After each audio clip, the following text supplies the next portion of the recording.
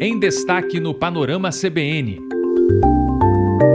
Mais um tarifaço confirmado contra produtos brasileiros. A nova cobrança dos Estados Unidos se soma à taxa que já estava valendo e pode levar parte das exportações a uma tarifa de 37,5%. Depois da briga pública, Michele Bolsonaro aceita o pedido de desculpas de Flávio e fala em reunião para ajustar a pré-campanha. Ao mesmo tempo, Eduardo Bolsonaro volta a atacar o sistema eleitoral e repete mentiras sobre as urnas. Rio Grande do Sul tem mais de 1.800 pessoas fora de casa por causa da chuva. E na Europa, o calor extremo provoca incêndios e mortes. E na música, Anitta lança a segunda parte de Equilibrium.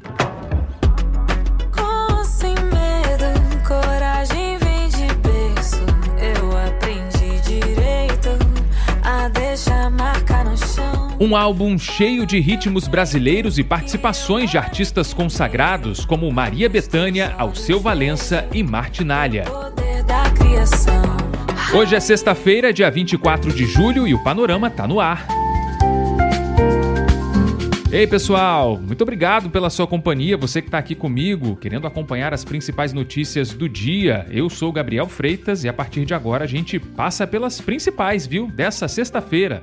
Participa do Panorama, manda sua mensagem, seu comentário, seu recado lá pelo gabriel.freitas@cbn.com.br ou no meu Instagram, que é o @gabafreitas. Não esquece de escrever seu nome e de onde você está ouvindo. Já já a gente traz a sua mensagem pra gente.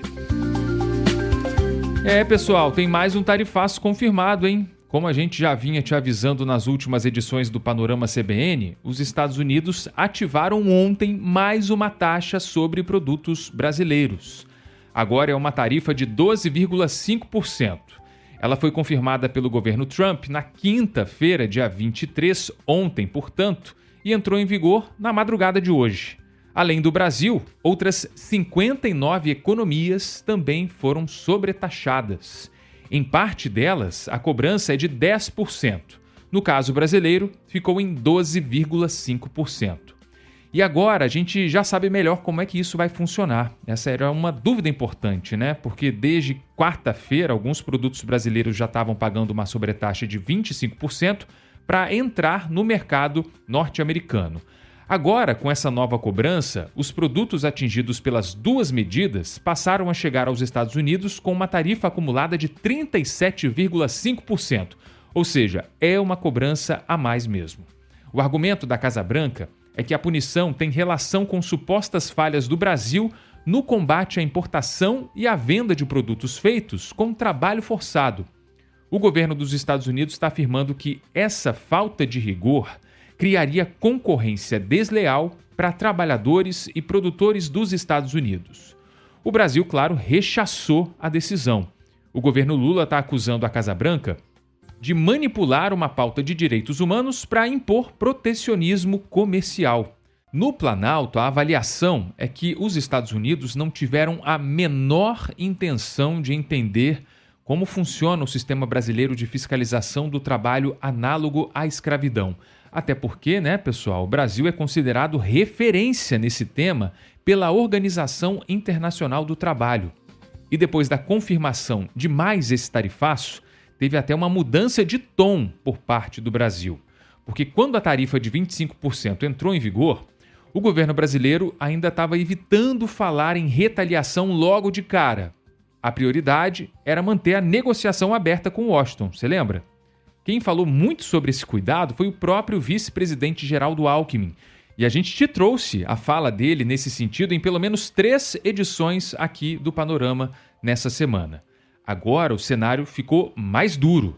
O Palácio do Planalto anunciou que vai iniciar imediatamente os trâmites para aplicar a lei da reciprocidade contra produtos dos Estados Unidos. O Brasil também vai acionar a Organização Mundial do Comércio. Mas o governo ainda está se organizando e definindo o momento dessa reação. O ministro do Desenvolvimento, Indústria e Comércio, Márcio Elias Rosa, disse que depois dessa, o Brasil não vai hesitar, mas ele indicou que a resposta precisa ser bem calculada. O governo brasileiro não pode renunciar à possibilidade de usar o instrumento da reciprocidade, porque seria abrir mão de um direito que protege a economia brasileira e os interesses do Brasil. Então, o governo federal, o governo do presidente Lula, não vai renunciar nunca à possibilidade de efetivamente, de todos os meios e formas, defender os interesses dos setores produtivos. O momento e a forma de fazê-lo é que o tempo vai determinar. É óbvio que o interesse primário é negociar. É óbvio que o objetivo é evitar e afastar essas tarifações, porque elas são extremamente injustas e muito danosas. Se for necessário lançar a mão do instrumento da reciprocidade, o Brasil não hesitará. A preocupação é que uma retaliação mal medida aumente ainda mais a tensão entre os dois países. A Confederação Nacional da Indústria e a AmCham estão defendendo que o diálogo diplomático continue. As entidades alertam que a lei da reciprocidade pode agravar a disputa comercial e prejudicar o ambiente de negócios. Pelas contas da Câmara Americana de Comércio, a soma das tarifas pode atingir mais de 10 bilhões de dólares em exportações brasileiras por ano. A pancada maior fica sobre a indústria de transformação. Calçados, máquinas, equipamentos, autopeças, confecções, químicos e produtos derivados da madeira estão entre os setores mais afetados. Esses produtos vão perder competitividade quase de imediato no mercado dos Estados Unidos, não tem jeito. Mas, por outro lado, o governo Trump manteve uma lista de isenções que deixou mais de 2.000 itens fora da nova cobrança. Entre os produtos importantes da pauta brasileira que ficaram preservados da tarifa de 12,5% estão petróleo, carne bovina, café e suco de laranja. O presidente da Associação Brasileira de Máquinas e Equipamentos, José Veloso, diz que a sobretaxa piora a capacidade de concorrência dos produtos brasileiros. O que tira a nossa competitividade são os 25 anteriores, porque o resto do mundo tem uma média aí de uma tarifa de 15%. Lógico que isso pode variar. O Canadá e a China têm mais. Mas o Brasil ficou com uma tarifa de 25% e o mundo com uma média aí de 15%. Então, esses 10% de diferença é o que tira a nossa competitividade para o resto do mundo. No caso dos Estados Unidos, não. Agora nós vamos ficar com 37,5% de diferença. Como existem fabricantes concorrentes aos nossos lá nos Estados Unidos, isso é um grande problema. E em entrevista à Band News TV, o ministro da Fazenda, Dario Durigan, afirmou que o governo Trump fez uma manobra para substituir tarifas recíprocas que tinham sido derrubadas pela justiça americana. O governo rechaça com todas as forças mais essa tarifa injustificada, unilateral, aplicada a um país que tem renda per capita menor que os Estados Unidos e que tem déficit em relação aos Estados Unidos. Essa tarifa de 10 para alguns países, 12,5 para outros, pega 99% das importações para os Estados Unidos, o que me faz concluir que é um mero expediente para substituir aquela tarifa anterior que caiu na Suprema Corte dos Estados Unidos. Deram um jeito, não tem justificativa, mas deram um jeito de, na marra, colocar tarifa, nesse caso, todas as grandes economias do mundo, inclusive o Brasil. Vamos lá para a lista de países atingidos por essa tarifa de 12,5% então. Argentina, Austrália, Chile, China, Colômbia, Egito, Índia, Israel, Japão, Rússia, Arábia Saudita, África do Sul e Reino Unido. México, Canadá e União Europeia entram em outro grupo, com sobretaxa de 10%. Depois do anúncio, a União Europeia cobrou que os Estados Unidos cumpram integralmente o acordo comercial em vigor entre as partes. Há um mês, o Parlamento Europeu aprovou a eliminação de tarifas para produtos industriais dos Estados Unidos, cumprindo a parte europeia do compromisso firmado com Washington. O ponto a acompanhar agora é até onde o Brasil vai na resposta, né? O governo já colocou a retaliação na mesa, o setor produtivo quer reação, mas também quer cuidado para a disputa não sair ainda mais cara.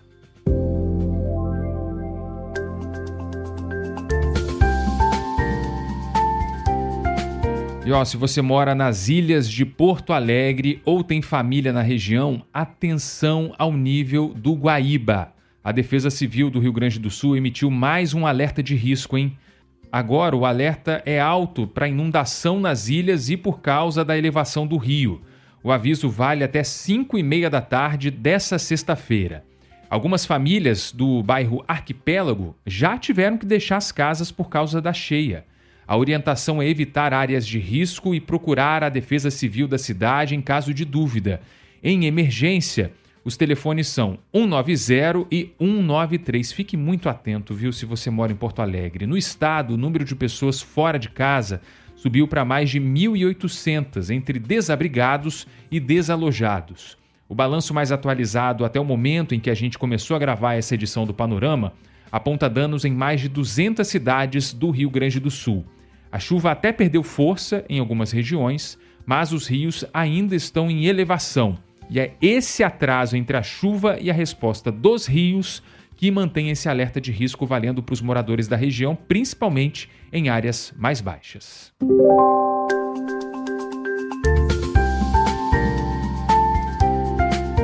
Na edição de ontem do Panorama, o Leandro Golvetti contou que Flávio Bolsonaro tinha gravado um vídeo pedindo desculpas a Michele Bolsonaro e fazendo um apelo para que ela participasse da campanha dele.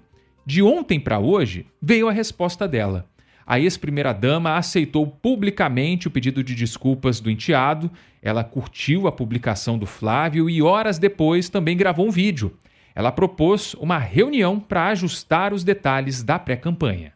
Flávio, eu assisti o seu vídeo e recebi as suas palavras com muita paz.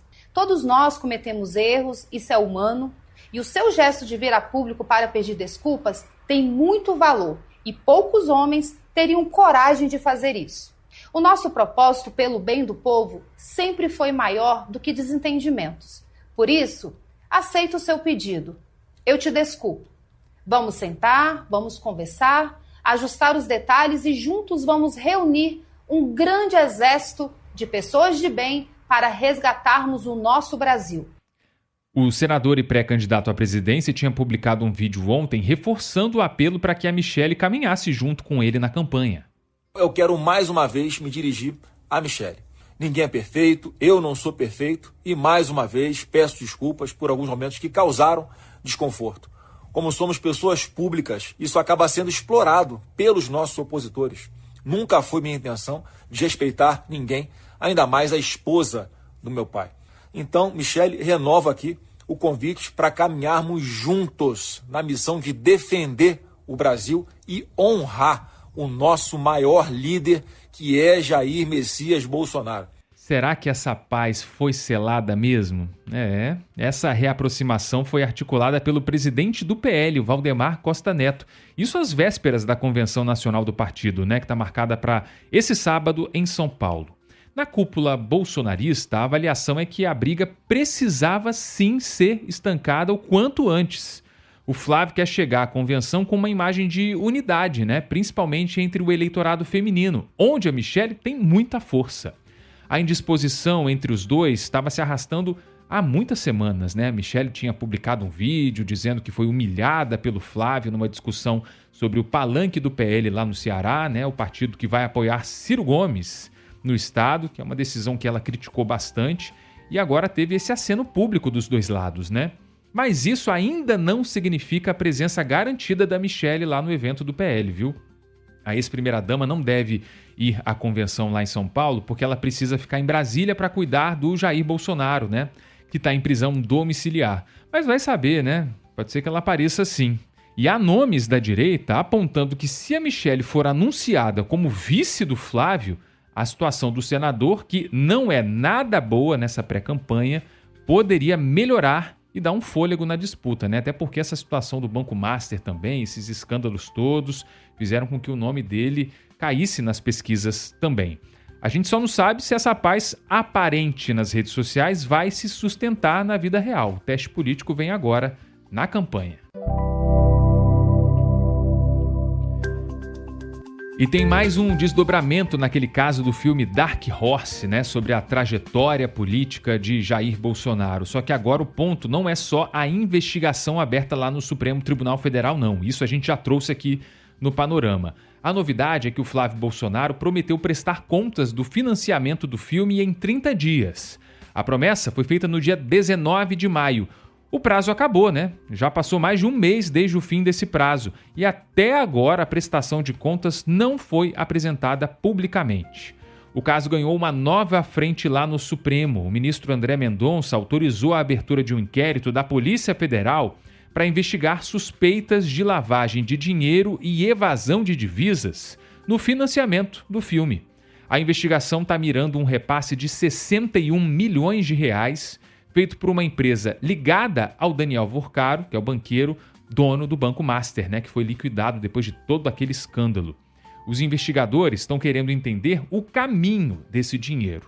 A suspeita é que os recursos tenham sido enviados a um fundo lá nos Estados Unidos e depois todo esse dinheiro foi redirecionado a uma produtora aqui no Brasil. A Polícia Federal quer saber se esse dinheiro foi usado para bancar o filme Dark Horse ou para custear as despesas pessoais do filho de Jair Bolsonaro, o ex-deputado Eduardo Bolsonaro, lá nos Estados Unidos. A pré-campanha do Flávio Bolsonaro diz que esse assunto cabe à produtora, que é a Go Up Entertainment. A produtora afirma que repassou os dados só à Justiça, sob sigilo. Então fica esse ponto, O caso agora está no STF, sob investigação da Polícia Federal, mas a prestação de contas que é bom, Flávio prometeu tornar pública, mas ainda não apareceu. Vamos continuar na família Bolsonaro, porque tem mais um ataque ao sistema eleitoral brasileiro no radar. Dessa vez veio do Eduardo Bolsonaro, o ex-deputado federal que, vale lembrar, teve o mandato cassado, fez uma live de mais de 50 minutos nos Estados Unidos para voltar a questionar a segurança das urnas eletrônicas. E justamente 2 dias depois do irmão dele, o Flávio, pré-candidato à presidência, repetir as mentiras sobre o processo de votação no encontro com embaixadores estrangeiros em Brasília. Mesmo roteiro que o pai dele, anos atrás, fez também. E ficou inelegível por isso. Nessa transmissão de ontem, Eduardo apareceu ao lado do consultor argentino Fernando Cerimedo. Ele, muita gente vai lembrar, é indiciado pela Polícia Federal nas investigações sobre a trama golpista e ficou muito conhecido por espalhar desinformação sobre o sistema eleitoral brasileiro. Eduardo voltou a descontextualizar relatórios das Forças Armadas para dizer que as urnas do TSE não são auditáveis. O relatório final não isentou de vulnerabilidades as urnas eletrônicas brasileiras. Ele foi bem claro ao dizer que chegou à mesma conclusão até do que a auditoria do PSDB de 2014. Qual seja, é impossível auditar as urnas eletrônicas brasileiras. Alexandre de Moraes pegou esse relatório e falou o quê? Tá aí, o Exército não encontrou problema nenhum na urna eletrônica, taca ali pau, vamos fazer a eleição. É isso que aconteceu. É por isso que isso gerou revolta. Em última análise, é isso que gerou, o 8 de janeiro de 2023 no Brasil. Só que, mais uma vez, pessoal, essa afirmação não se sustenta. No parecer entregue em 2022, os técnicos do Ministério da Defesa não apontaram fraude no sistema eleitoral. Também não encontraram inconsistências nos boletins de urna analisados. Na mesma live de ontem, Eduardo Bolsonaro repetiu outra mentira. Ele voltou a dizer que a empresa Smartmatic atuou nas eleições brasileiras. Essa tese também já foi desmentida pelo Tribunal Superior Eleitoral. A corte está afirmando que a Smartmatic nunca forneceu urnas e nem softwares de votação aqui para o Brasil. O TSE também explicou que todo o projeto, a programação e a gestão do sistema eletrônico brasileiro são feitos pela própria Justiça Eleitoral. As urnas não têm contato com redes públicas de internet. A insistência nessa mentira já virou tema de ação no Tribunal Superior Eleitoral contra o Flávio Bolsonaro. E agora volta a aparecer pela voz do Eduardo lá no exterior, às vésperas da convenção do PL. O ponto a acompanhar é se esse novo episódio também vai entrar na mira da Justiça Eleitoral.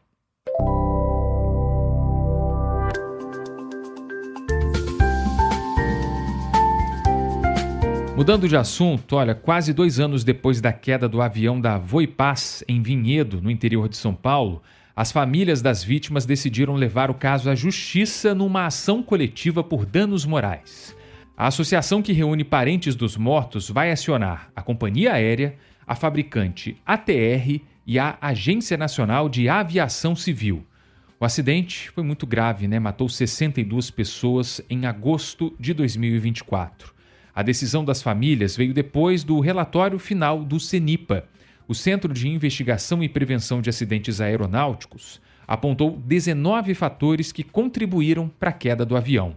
E o relatório é muito duro. Ele fala em falhas da Avô e Paz, dos pilotos também e da ANAC, que é responsável por fiscalizar o setor. A ANAC foi responsabilizada no relatório por falha de fiscalização, né? A agência informou que vai analisar as recomendações técnicas em até 120 dias. Para as famílias, a conclusão do CENIPA abre essa nova fase agora na Justiça. Internacional agora.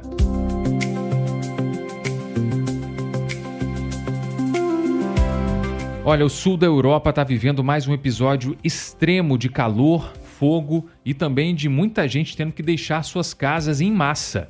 A Espanha decretou emergência nacional por causa dos incêndios alimentados pela onda de calor. A medida foi tomada hoje depois de focos se espalharem por áreas próximas a Madrid e pela província de Ávila. Mais de 10 mil pessoas tiveram que sair de casa na Espanha. Na França, o número é ainda maior.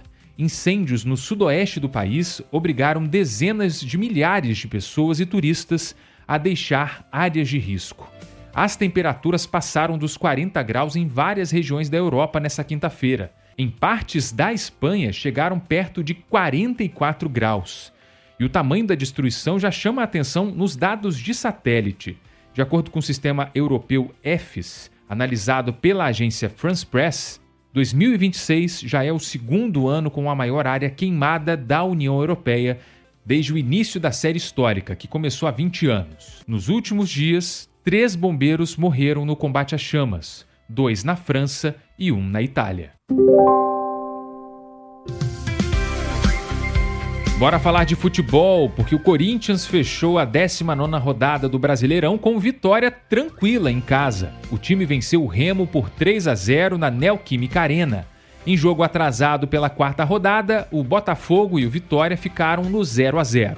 E hoje o Brasileirão Feminino volta depois de 2 meses de pausa.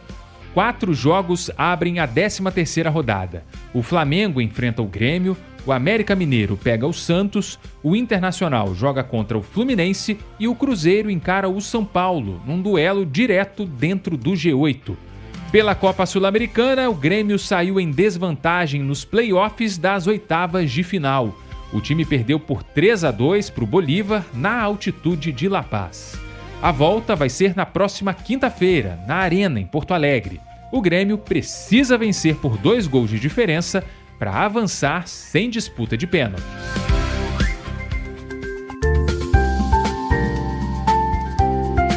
E para encerrar esse panorama, como hoje é sexta-feira, né, dia de música. Música que você escolhe para a gente fechar cada edição. E hoje tem pedido da Mariana Azevedo, de Campinas, em São Paulo. Ela me escreveu no Instagram, no @gabafreitas, e pediu Anitta para fechar a semana.